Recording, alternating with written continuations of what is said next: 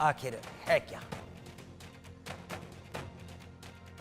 Commodore Vidyadhar हरके जी, बहुत-बहुत शुक्रिया India news से बात करने के लिए, अपना समय निकालने के लिए। और आपके पास में कमान है इस एयरक्राफ्ट कैरियर को बहुत ही बखूबी आपने सी ट्रायल से गुज़ारा। इसकी ख़ास बात मैं चाहता हूँ कि आप हमारे दर्शकों को बता सकें कि इस पे क्या कुछ होगा। लेकिन उससे पहले एक चीज़ जो मैं आपसे बात कर रहा था वो ये कि एक ख़ास बात मैंने देखी है कि सारे इंडियन नेवी के एयरक्राफ्ट कैरियर्स के नाम वी से ही होते हैं। विक्रांत, विराट, विक्रमादित्य और इसका भी नाम विक्रांत ही पड़ेगा। ये इसके बारे में अगर आप बता सकें और फिर हम बाकी स्ट्रक्चर्स पे जाएँगे। जैसे आपने कहा कि हर एक शिप का वी कैरियर का वी से ही नाम क्यों शुरू होता है। तो अगर मैं आपको हिस्ट्री में ले जाऊं तो विक्रांत जब आया था and incidentally we have sailed and the 50th year of the 71 war, जबकि विक्रांत ने अपने जो प्रोवेस है और जो कैपेबिलिटी है उसका बखूबी उदाहरण दिया कि पूरा ईस्ट पाकिस्तान जो अभी बांग्लादेश है उसका ब्लॉकेड किया and it accelerated the process of culminating the war. So navy में कहते हैं कि जो जहाज़ है वो पेड ऑफ होगा, डीकमीशन होगा, पर उसका जो सोल है, आत्मा है, वो कंटिन्यू करेगा। सो उसी सोल को जो ferocious and which has proved itself in none other than the 1971 war, we are getting the soul and putting in this ship. Because why? Because जहाज एक बस लोहे की चीज़ नहीं है, उसमें जो हमारे सारे नौसैनिक हैं, सारे ऑफिसर्स हैं, उससे बन के ये जहाज़ बनता है। तो एक जो सोल इनहेरिट किया है इस जहाज़ ने, वो है विक्रांत का, and that's why this is Vikrant. So all the ships will carry forward the name of what they have inherited. Okay. So आगे आने वाले कुछ और एयरक्राफ्ट कैरियर भी मुझे लग रहा है वी से ही कंटिन्यू करेंगे क्योंकि अभी एग्जिस्टिंग भी हाँ, तो विक्रमादित्य है तो again I will go back to history कि जब हमारे स्वतंत्रता के बाद हमारे डिसीजन मेकर्स एंड ल्यूमिनरीज ने जब डिसीजन फोरसाइट था उनका, तो उन्होंने तब डिसाइड किया था कि हमें 3 एयरक्राफ्ट कैरियर वाली नेवी होनी है। So I think so we are closing that dream sooner than later. That's what I think. So let's see how things pan out. And they had a vision that the Navy should have carriers and the carrier-centric Navy. Okay. And we are living that dream today. Okay. Sir अगर आप हमें दर्शकों को बता सकें क्योंकि aircraft carrier का जो मेन पर्पस होता है और हम देख रहे हैं कि ये तैरता हुआ रनवे है 40,000 टन का। और हाँ अगर आप हमें दर्शकों को बता सकें कि क्या कुछ उस पर होगा, क्या प्लान में है, उसकी क्या खास बात होगी। Well, आशीष, जैसे आप देख रहे हैं जो फ्लाइट डेक है, this is going to be the primary reason जिसके लिए एयरक्राफ्ट कैरियर है। And operation of aircrafts, helicopters is going to be the reason that the carrier is operating.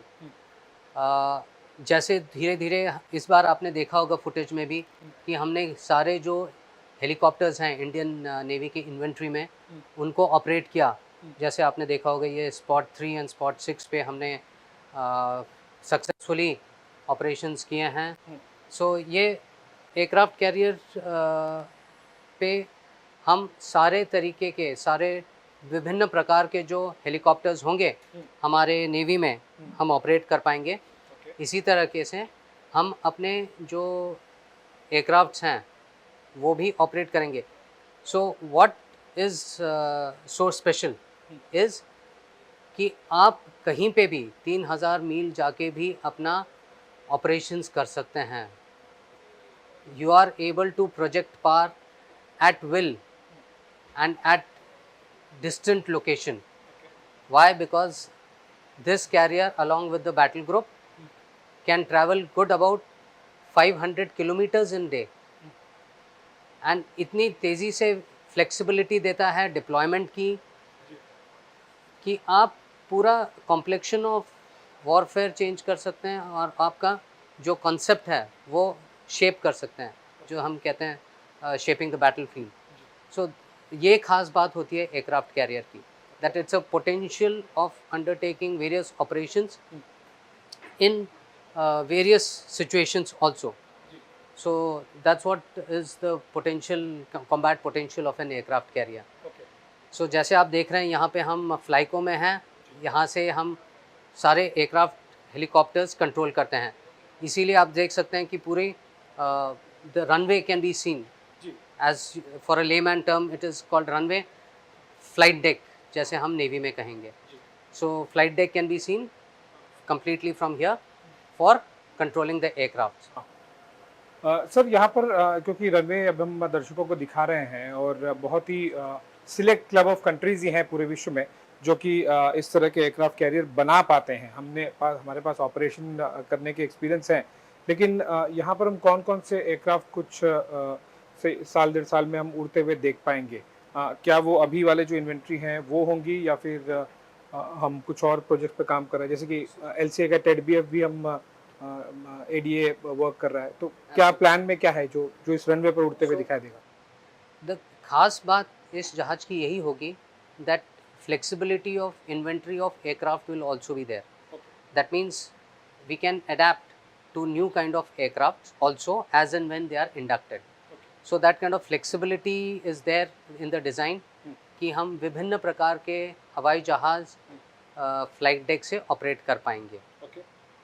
तो ऐसे इतना दिक्कत नहीं होगा कि हम दूसरे एयरक्राफ्ट्स भी ऑपरेट करें. ओके.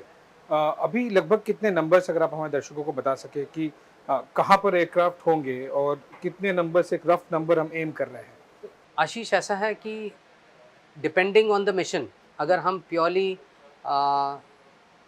किस मिशन पे जा रहे हैं उस मिशन के अंतर्गत हमें या तो ज़्यादा हेलीकॉप्टर लगेंगे, ज़्यादा एयरक्राफ्ट्स लगेंगे, वो modification we can do. That is again the flexibility of the design that we can do various combinations of aircraft and helicopters.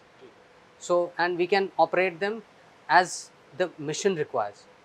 So that kind of flexibility is there in this design. So I think so we can have various combinations for various roles. Okay. दूसरी बात sir, क्योंकि हम एक चीज़ हम देख रहे हैं कि ये मेड इन इंडिया भारत का बना हुआ एयरक्राफ्ट कैरियर होगा और यहीं पर हम नेवी के लिए एलसीए को भी डेवलप किया जा रहा है, तो डू यू सी कि विक्रांत एक उस डेवलपमेंट में भी और चाहे वो टेडबीएफ हो या फिर अभी एलसीए के लिए हो, वो उसमें भी एक रोल प्ले करेगा? LCA has done successful landing on Vikramaditya. So I think so there is a potential. So we'll have to see how things pan out. But as I said, this carrier has got potential to operate multiple aircrafts. So range में ही आ जाएगा. absolutely. लेकिन विक्रांत के आ जाने से Indian navy और देश के लिए ये कितना बड़ा कदम आप समझते हैं? क्योंकि हम मैरीटाइम कंट्री है, ब्लू इकोनॉमी की बात करते हैं. अभी प्रधानमंत्री मोदी ने यूएनएससी में मैरीटाइम वाला सब्जेक्ट चूज किया था, तो ये दर्शाता है कि हमने पूरे विश्व को संदेश दिया. हम कोई भी और सब्जेक्ट चूज कर सकते थे लेकिन मैरीटाइम पर किया. तो क्योंकि अगर भारत एक मैरीटाइम कंट्री है, इंडियन नेवी का रोल बढ़ जाता है और जब विक्रांत आएगा अगले साल तो फिर पूरे देश के लिए एक बड़ी बात. कितना बड़ा कदम है विक्रांत देश के लिए, नेवी के लिए? वेल आशीष, आपने बहुत बड़ा सवाल पूछा है. इसके कई पहलू हैं इस जवाब के. एक तो है ये क्या खासियत है, इसके क्या क्या मायने रखता है ये जहाज़.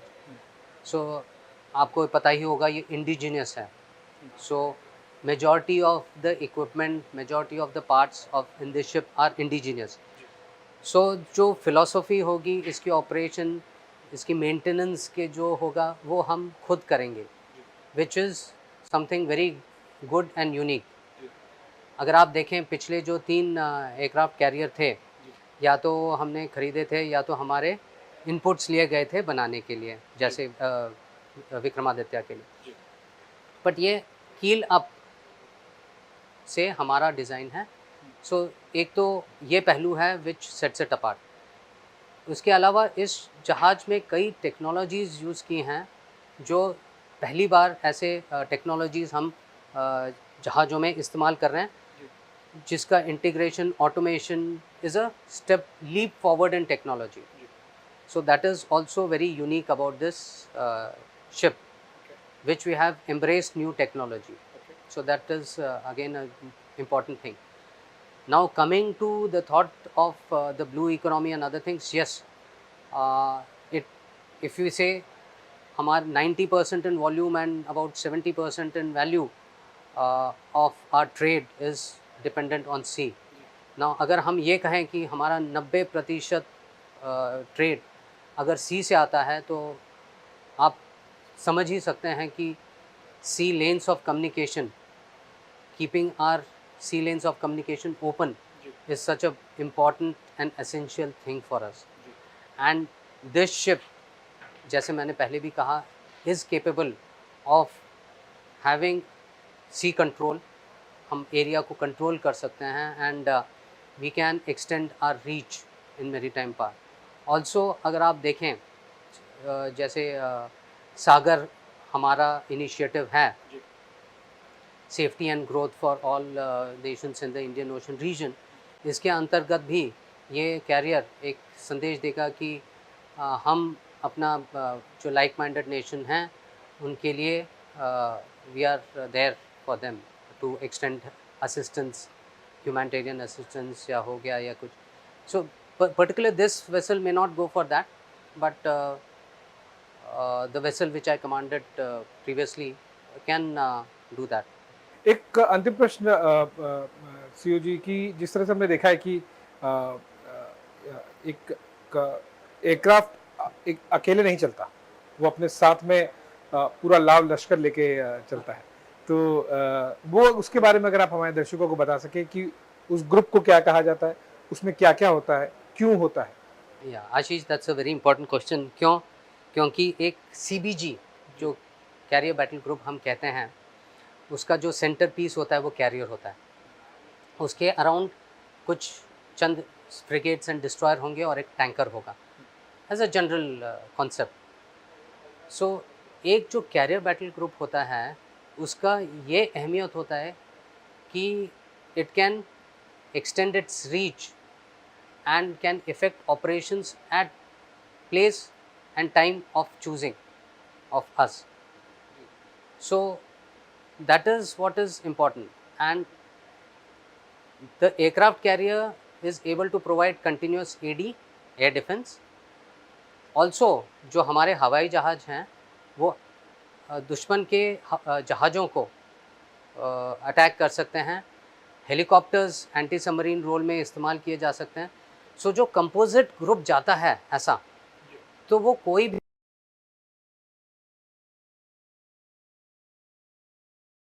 combat potential that the country will bear on at that moment. So it's a very very potential formation. That is what is a CBG. और इसकी सबसे खास बात ये होगी कि ये भारत में ही बना है. और जैसा कि कमांडिंग ऑफिसर बता रहे थे कि जब ये समंदर में जाएगा अपने पूरे लाभ लश्कर के साथ में, तो न केवल इंडियन नेवी का बल्कि देश के तरफ से एक पूरे विश्व में संदेश देगा, एक अपनी प्रेजेंस दिखाएगा जहां पर भी जाए. और न केवल भारत की सामरिक सुरक्षा बल्कि आर्थिक और राजनीतिक सुरक्षा के लिए भी जब भी जरूरत पड़ेगी तब विक्रांत सबसे पहले और सबसे आगे होगा. INS विक्रांत पर एक रिपोर्ट आप देख रहे थे, और वो इसलिए क्योंकि समंदर में पाकिस्तान ने फायरिंग की प्रैक्टिस शुरू कर दी है.